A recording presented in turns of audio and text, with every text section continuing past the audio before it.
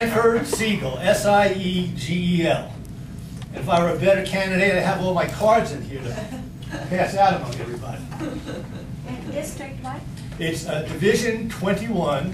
It's district court, which is divisionalized. Most of you know, children's court, criminal court, civil court, family court. So this is the family court division. In Burnley. In Burnley County, yes, sir. Isn't there another San Francisco? Is that your father or?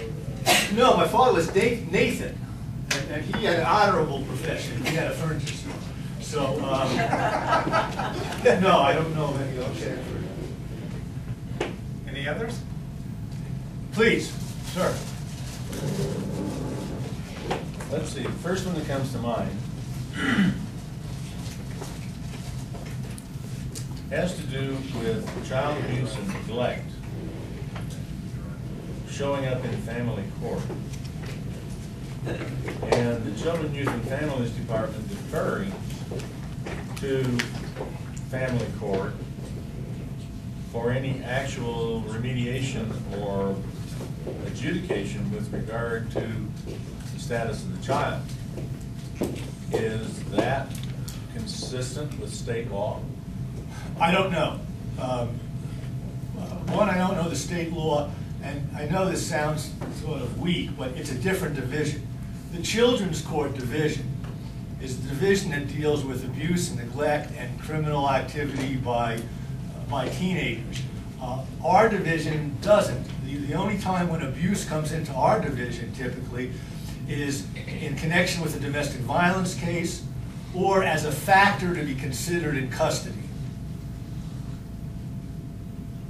May I continue?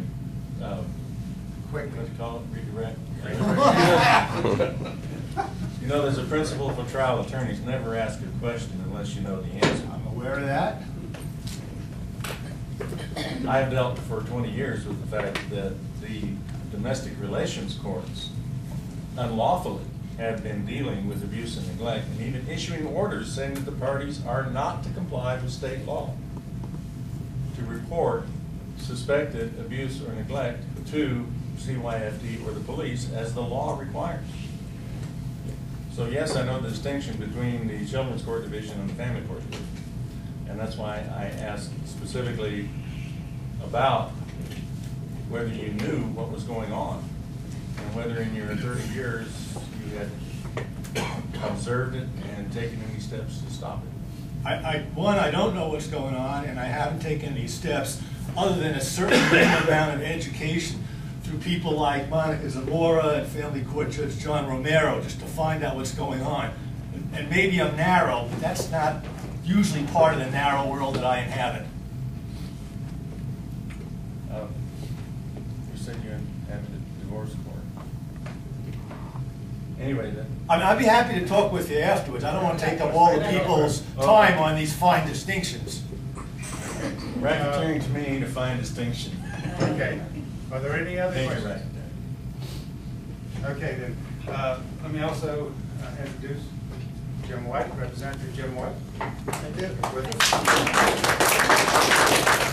For those that haven't been here before, let me quickly address the rules. You raise your hand to speak, and when you're called upon, you speak. So it goes in the order of the hand. Also, the fact that we have independents, Democrats, and Republicans. Anybody is welcome to come into this meeting and present your views. We welcome it. Don't we, Robbie?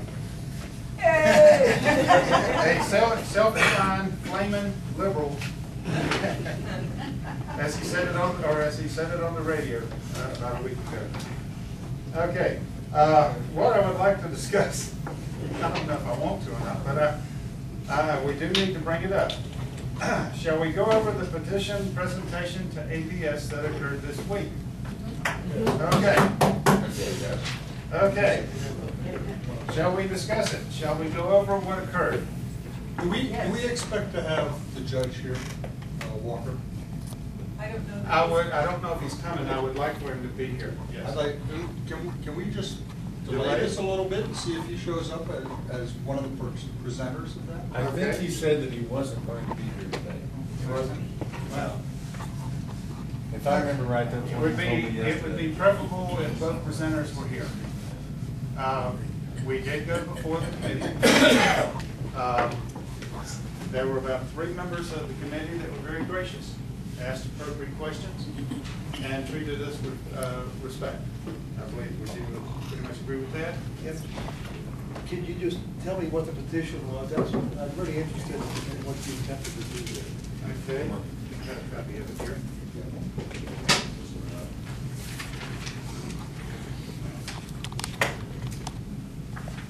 Well, I thought I had a copy. While you're looking at it, the gist of it was, is we, as a community, and a much larger community than this group, submitted a petition asking for the creation or the recreation of a Citizens Advisory Council. It is in the charter of APS to have a Citizens Advisory Council.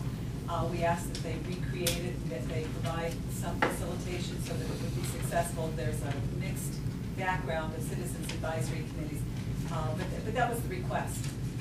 We put no boundaries on it. It shouldn't have any subject, but that it should exist. And there you go. Here is the actual. Was there a motive behind And we can pass it on. establishing the commission? Oh, absolutely, and let me jump in since I have to leave. It is true that there have been, what, 3 or 4 previous Citizens Advisory Committee, and they kind of ebb and flow. But at the moment, there is no place for citizens to engage our school board in any kind of dialogue. And if you go to the school board meeting itself, you will certainly get your 2 minutes. There just may be nobody listening. I was hopeful that the meeting that we went to the other day, we were invited to it, and I was surprised that the entire school board was there. It had the potential of having dialogue, but it was clear that there was to be no dialogue. And so in terms of talking about policy, oh, there he is. Oh, good. Thank Your Honor, I'm trying to be you, but I'm just not you. I tried to cover for you, but they went and sent somebody to get you. All right. Grab your coffee. There's water back there if people want it, bottled water in the red bag on the right. And then we'll get the judge up here and we can talk. Anyway, so if you want to ask a policy-related question, funding, why is it decided this way? There is no place to go. Paul Maes, who's a school board member, chastised this group repeatedly that we have not gone to the service center. It is the student service center. Now, I have been to the student service center. How many of you have used the student service center? How many students use it? I was saying, so do you perceive that a place that if you took a group and you wanted to talk policy, that you could get an answer? And as a parent, I will tell you that that's not its function. It wants, it is student issues with regard to the school system. So if outside, if you're talking about policy level discussion, there's no place to have that with an APS. And I think we proved the other day that we really don't have that. Your Honor, come on up here. I'm stretching. I would like to add that I think that if nothing else, they validated our point the other night. Because we were talked down to, we were, how would you define it? I'll define it as a very poignant lesson for a public servant. And I will never treat people the way that these citizens were treated. There were assumptions made, there were no questions asked, and it was downright rude. Yes. But on top of that, there was no opportunity to clarify.